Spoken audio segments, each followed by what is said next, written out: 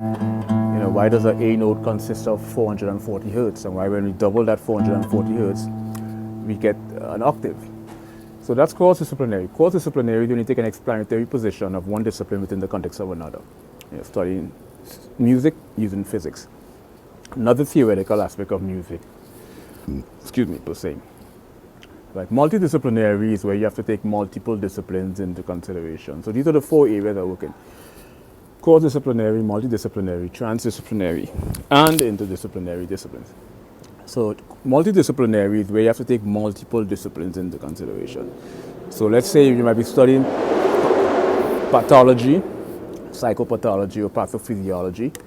You know, when you get into, specifically when you look up mental diseases and mental disorders and mental illnesses in the Diagnostic Statistical Manual of Mental Disorder, the 5th edition, specifically bipolar 1, manic episode, with multidisciplinary, when you're dealing with pathology, psychopathology, and pathophysiology, you have to take areas of philosophy, psychology, primarily metaphysics and phenomenology, because bipolar 1 manic episode during mania, there's a lot of,